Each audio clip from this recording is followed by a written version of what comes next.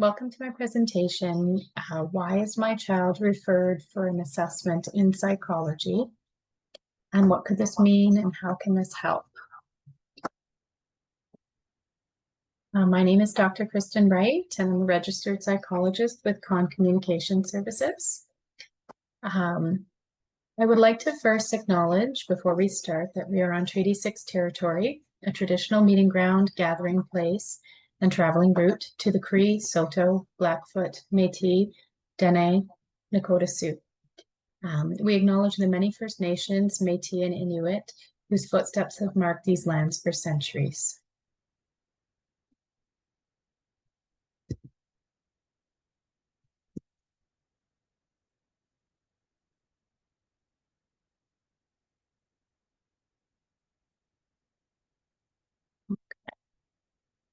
So before we get started, we'll chat a little bit about why children would be referred for psychology assessments through schools. I'm just going to make sure these slides advance the way I want.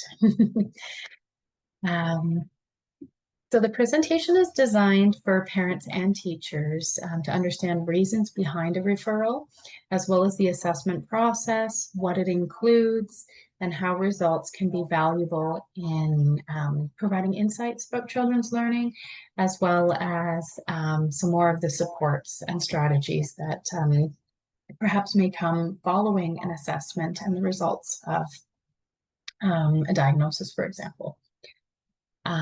So common reasons why referrals are made are essentially learning difficulties. So it could be children having difficulties with reading, writing, or math. Those are the most common reasons for referral because, of course, in schools, that's a lot of what we do. They could also be referred for attention or concentration challenges, behavioral concerns relating to engagement within the classroom or outbursts, emotional or social issues that could be impacting learning. So those could be things that would require a little bit of extra care. Developmental or neurodevelopmental difficulties that children might have are another common reason for referral. Those may be developmental in the sense that there are some delays, but there could also be neurodevelopmental differences that are not necessarily delays, but impact learning still nonetheless. Things like ADHD or autism are other reasons for referrals that we commonly receive.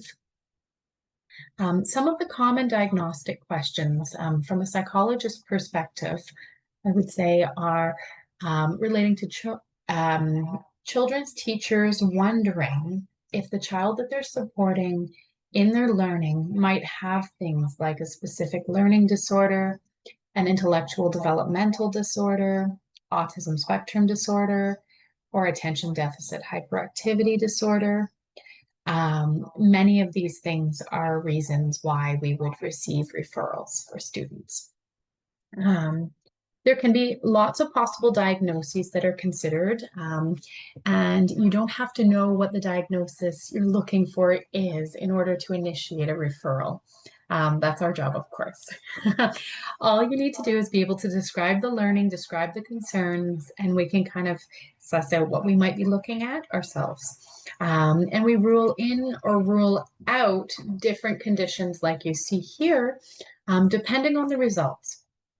So although mental health concerns are not usually the primary reason for referral for a school-based assessment, things like anxiety or depression can be co-occurring with these things, or be co-occurring with, say, a specific learning disorder.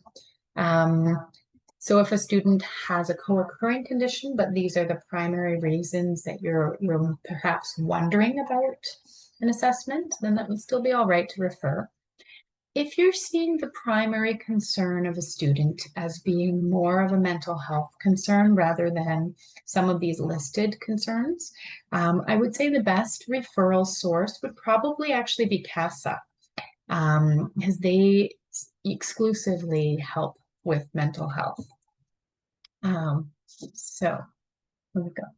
Some of the signs and symptoms that a student might be a good candidate, say, for a referral would be academic struggles despite putting forth some pretty good effort, despite having engaged parents who are doing homework with the student, where it doesn't quite line up, right? The student's effort and their achievement seem to be discrepant. Students who have inconsistent ability to show what they know or inconsistent performance might also be good candidates for assessment, because those inconsistencies can be frustrating for parents and teachers, and understanding why they're occurring is very important. Frustration or behavioral problems can also be primary reasons for a referral.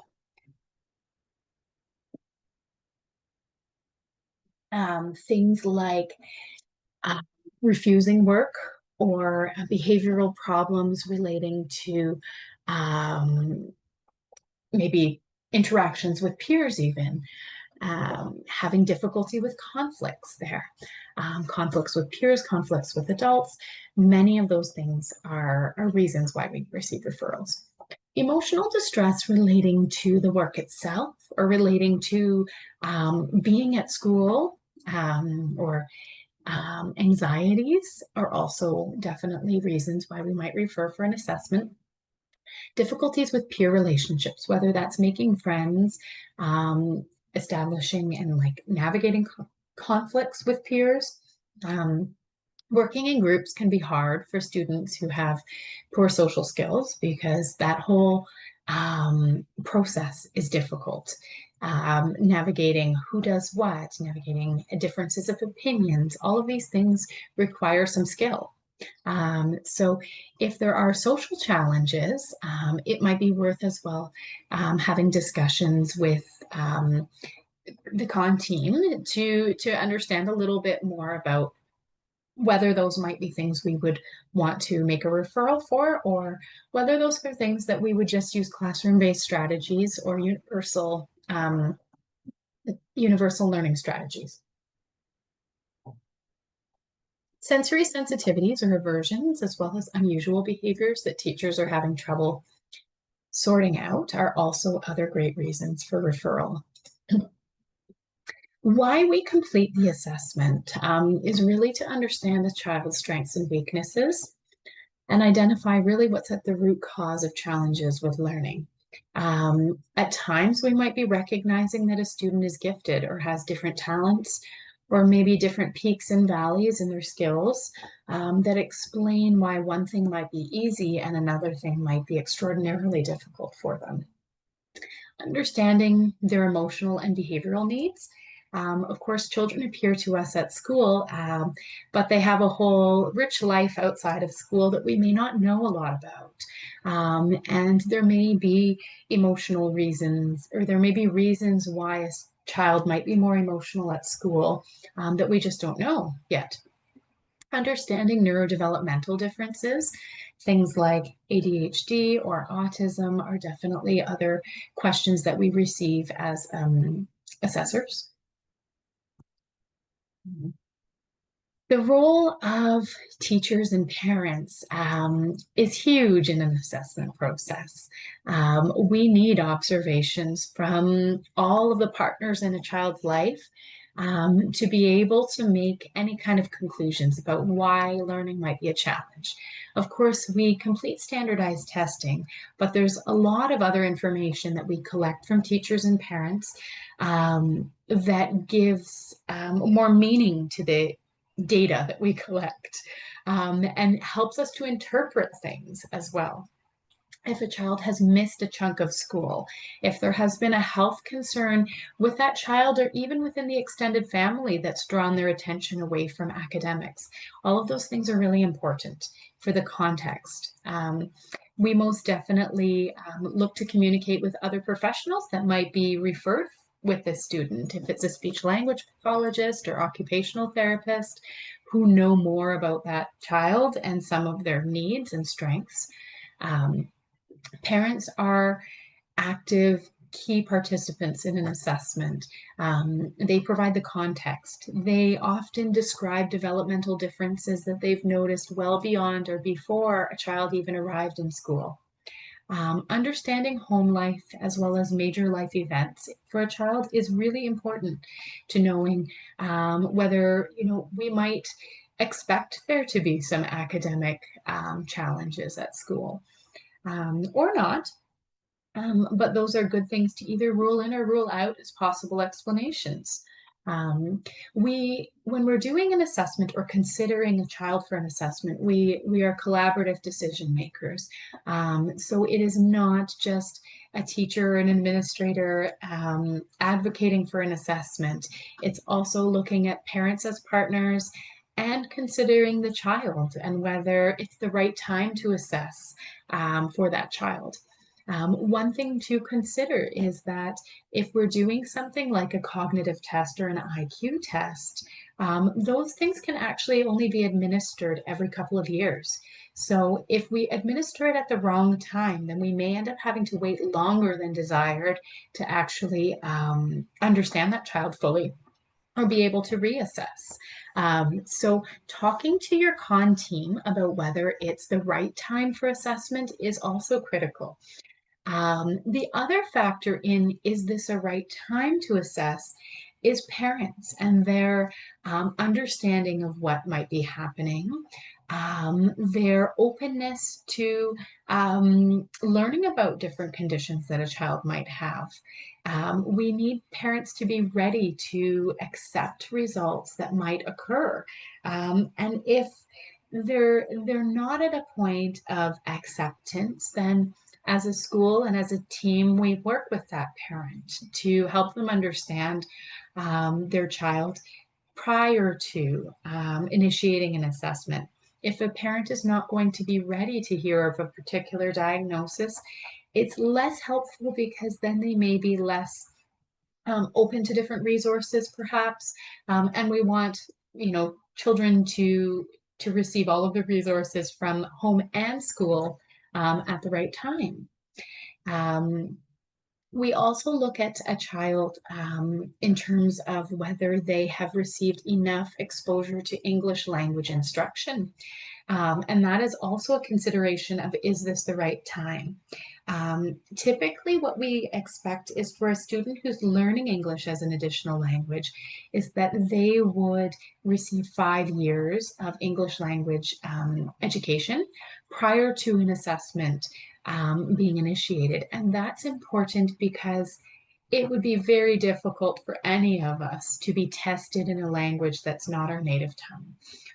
And so we want to give students at least the opportunity to have learned some more of that sufficient language in order to even say that our results might be considered more reliable or more valid. In the meantime, say if an ELL student or an English as an additional language student is struggling, most definitely we can place referrals for learning consultation with COM, and that would be very appropriate to do. Put in place interventions if the child needs, right? And we would expect that any English as an additional language student would need additional supports for their literacy development, because that's really going to be a difficult goal, right? At least for the first 5 years. So definitely discuss with the con team as well if timing is right. Once you're kind of thinking about assessment for a student, that would be an excellent thing to do. When to refer, again, if a student, say, is in the earlier primary years from kindergarten to grade 2, and say they're struggling just with reading, but they seem to be doing fairly well with things like writing and math, the first step would actually be to refer for learning consultation. So our learning consultant can complete educational assessment that's different from a psychology assessment, although it is also standardized. And they could also provide intervention strategies for the classroom. So this wouldn't involve providing a diagnosis, but it does give schools a sense of where that student is in comparison to other kids their age and what strategies to try. That intervention is also very important because psychologists will often want to see that intervention has been provided before doing an assessment, for example, for a specific learning disorder. Because we look at a student's response to intervention as part of the assessment. So all of those things are very important. Typically, I would say when we're looking at a learning disorder as a possible diagnosis, usually we would want students to be in at least grade 3 and have had some intervention prior to that. Before placing the referral, mainly because there are certain criteria for a learning disorder that would be hard to have been met in students that are younger who have never had intervention. So those would be the first steps. Another piece is if a student is struggling significantly across all areas of their learning. So reading, writing, and math, it's all very difficult. And they also appear to have some delays in their daily living skills. So things like putting on clothing, toileting, following general instructions. This may be a good referral for psychology, even if the child may be slightly younger than grade 3. Because we would want to have some more supports in place and to understand what might be happening a little bit earlier. As that profile of a student is less likely to have a specific learning disorder and maybe more likely to have more global cognitive delays that we would want to know about. Students where learning English as additional language is concerned, we provide intervention and we would want to document progress toward those literacy goals. Referrals for psychology would be recommended there after a child has received the 5 years, like we mentioned. So good things. The assessment process itself, we're looking at pre-assessment conversations that are happening between teachers and administrators and parents and doing lots of information gathering. We're looking at report cards and academic records. Most certainly, those are things that psychologists would be wanting to see. If there are notes relating to behaviors or difficulties in the classroom, those are also helpful as gathering some of that background information. Definitely having conversations with parents and teachers is key. The school would also discuss with Trina concerns about the student, and she would help to determine whether the child would be eligible for an assessment. So most definitely, have some of those pre-conversations, gather your information, have a discussion with Trina and see if this would be a good time or an eligible student. The school will also be responsible for ensuring that the parent is knowledgeable about the assessment and the goals of that assessment, as well as providing consent forms to the child's parents who would sign and return those forms. Often we like to see both parents sign the form because it is especially relevant that both parents are aware of and agree to an assessment, especially if parents are not together. What will happen is the psychologist, after receiving the forms, will call the parent to confirm their consent. And that confirmation will involve disclosing other information that maybe schools have not already had conversations with families about, involving sort of risks and benefits of assessment, confidentiality, making sure parents are fully informed about what they're consenting to, where the final document rests. So the report would rest on the child's cumulative record. It doesn't automatically rest in, say, a medical record unless parents prefer to share it themselves. Parents would also be informed of their rights to withdraw their consent throughout the assessment process with no penalty. Until the report is finalized and placed on a student record, a parent can withdraw their consent. And it's required in cases where both parents are custodial parents. If they're not together, both parents do need to agree to the assessment in order for it to take place. So there's lots that goes on before an assessment is even initiated. Once the assessment is initiated, there are different components, and I would say depending on the assessment questions, different tools will be used. Most of the tools that psychologists use are standardized tools, which means that there are specific guidelines for how they need to be administered and scored. Most tests are usually administered individually, so in a one-on-one testing situation, where a student would be in a quiet space with standardized instructions. And this would allow us to compare this student's performance to a normative sample across Canada. So it would be a larger sample of kids who have taken the same test, same age, and so scores would then be reported as percentiles, which are essentially, if we were to line up 100 students the same age, where your particular student would fall in that line. And that can be informative because what we know is there's a large range in the average between 25 and 75. So it could actually be that students who are struggling in terms of their academics may actually have cognitive skills that are on that lower range. And that could explain some of those academic achievement difficulties. Our tests of academic achievement are also norm-referenced, so they would also have percentile scores. So we can compare and see, is a child's academic achievement or their performance expected based on what we know about their IQ or their cognitive reasoning? And that helps us kind of determine whether they might have a learning disorder. Other activities or other assessment tools that we might be using include some adaptive skills inventories that parents and teachers would fill out. There's emotional and behavioral inventories that we often use. Those can be used to rule out things like attention problems or emotional problems if a learning disorder is being considered. It is important to rule out things that are not problems as well as identify things that are.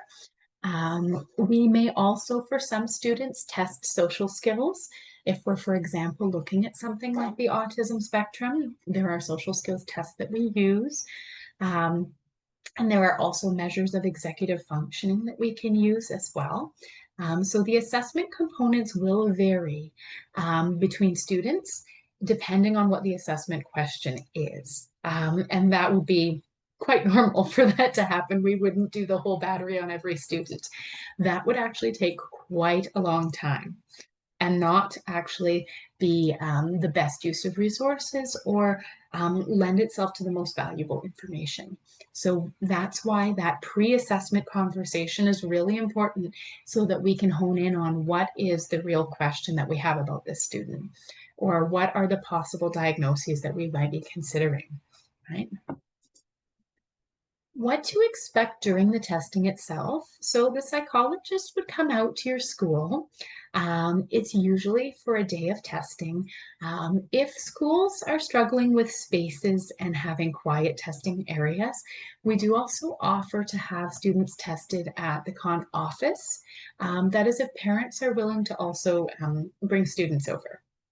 Sometimes having a neutral, quiet space outside of school is also helpful. So you can kind of have those discussions if you're finding that testing space is a challenge. Let Trina know, and there are other options, of course, for that testing. In terms of the duration that a student would be required to focus and sit, that will vary with age, of course. But typically what would happen is a student would be expected to be able to focus and attend to activities for probably about an hour and a half at a time. With some breaks, and of course, if they need to use washroom, if recess happens to occur during that time, students aren't prevented from doing their regular recess times.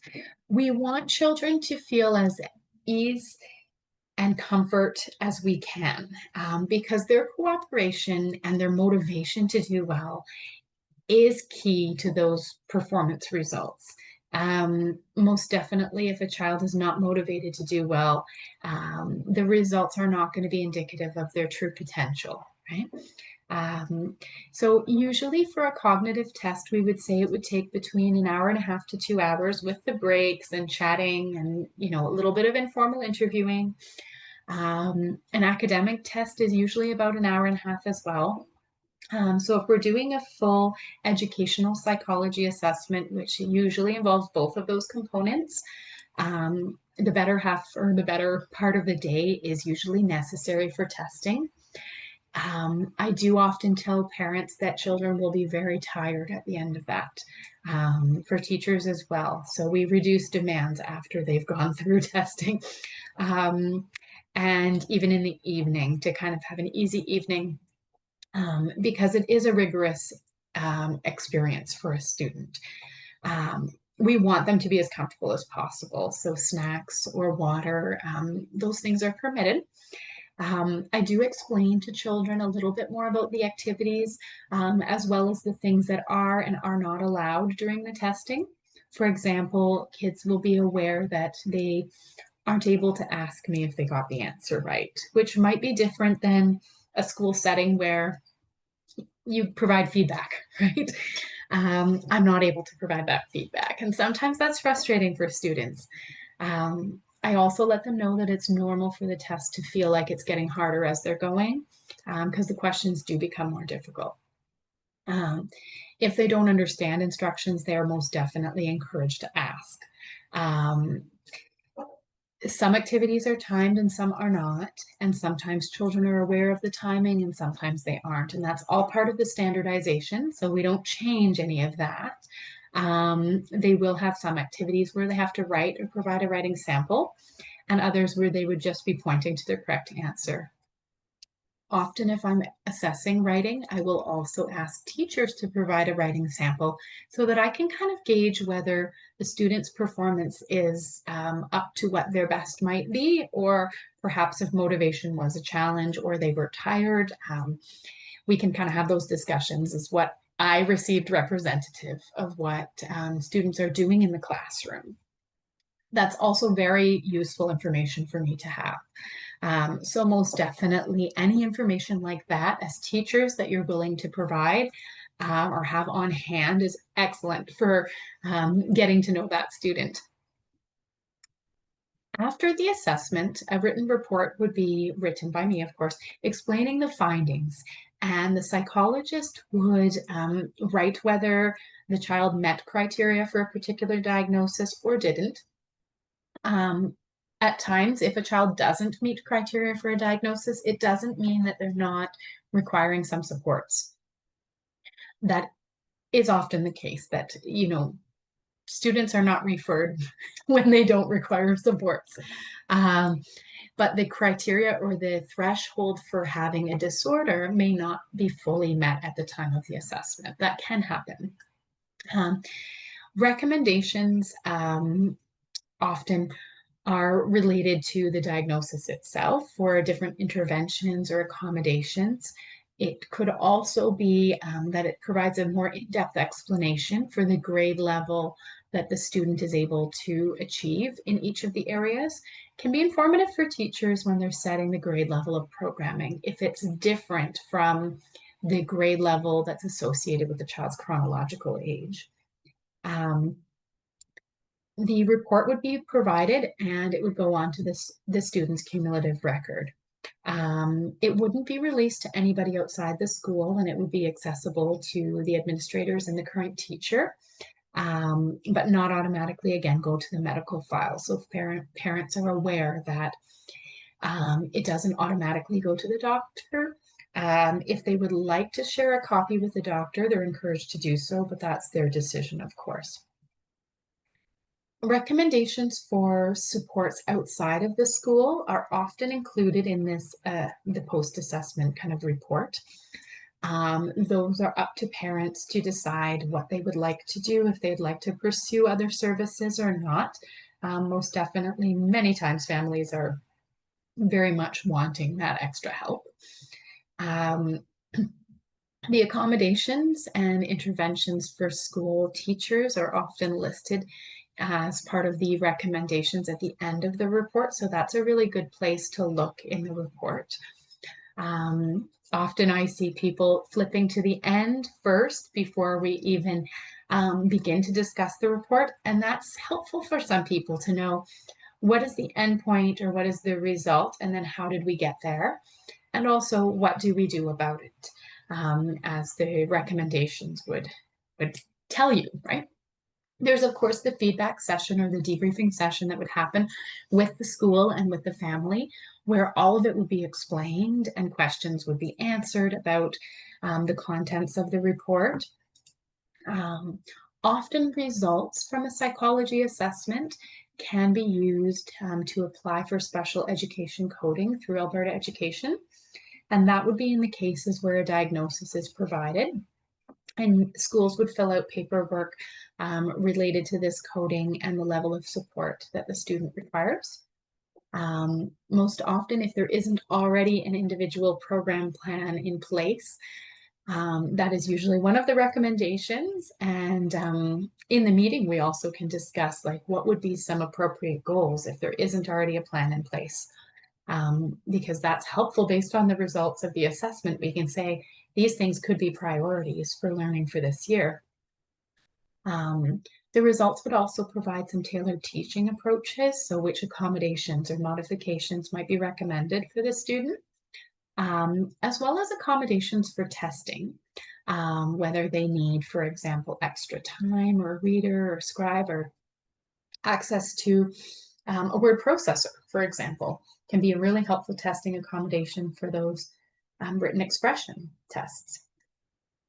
For older students where they would be looking to plan for their high school, it can be helpful to know, are we looking at maybe having a reduced course load? It might also be informative to know which course levels that student might be finding more accessible. What are programming options for high school? Because there are varied options as well.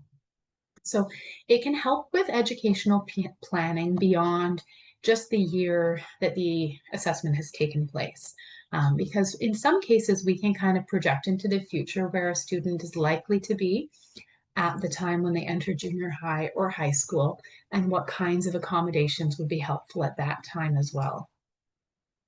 The goal is really to be able to support their emotional and behavioral well-being. So students who struggle with academics are at greater risk for having emotional or behavioral difficulties just because school is so much harder, and it can affect a child's confidence as well. So we want to be able to understand their strengths and weaknesses so that we can play up their strengths. We also want to have healthy conversations with the family relating to the child's learning, like what is an appropriate expectation for them? Or are they actually doing too much homework? Are they trying to compensate for all of the difficulties happening at school by doing a lot of home learning as well, where they're missing out on extracurriculars because they're just spending too much time? There is such thing as too much time on schoolwork.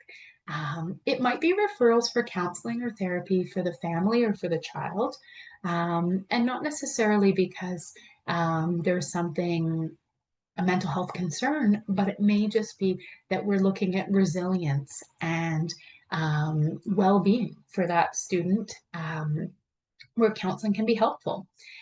Things like developing coping skills or participating in a social skills group might be helpful for some students.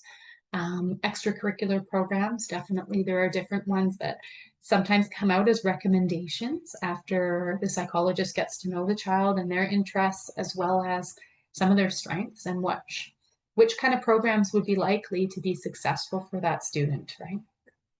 Not all extracurriculars are made equally. So it's taking into consideration the student in entirety. So not just their learning, but also what's going to help their well-being outside of school.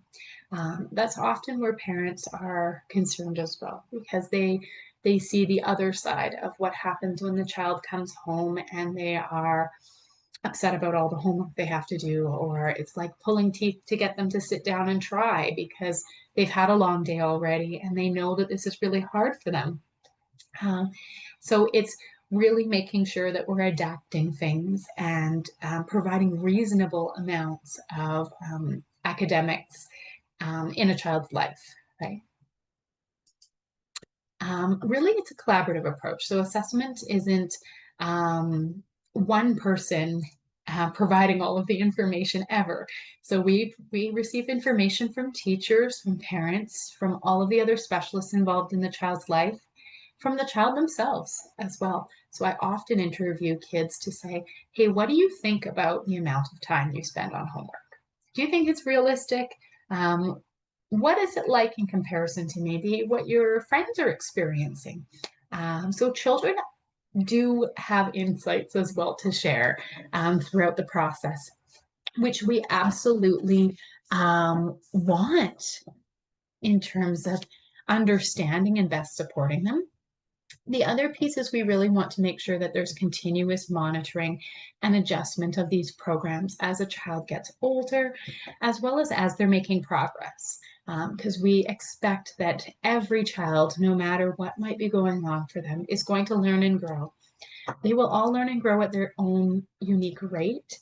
And the assessment will be helpful in figuring out, hey, what is that rate of growth that we're actually going to expect from a child? And how much adjustment to this program are we going to be needing as the years go on? So these are all really important factors to a child's learning that assessments can be helpful in determining. Um, so that's all of the information that I have for you today. One thing that I would like to draw your attention to is if you would like copies of the slides, um, what you should do is email the workshop at conservices.com and you'll receive a link to a short survey. Once you complete the survey, you'll receive a link to the handouts for this presentation because they can be handy to keep around in case there are questions that come up after this talk.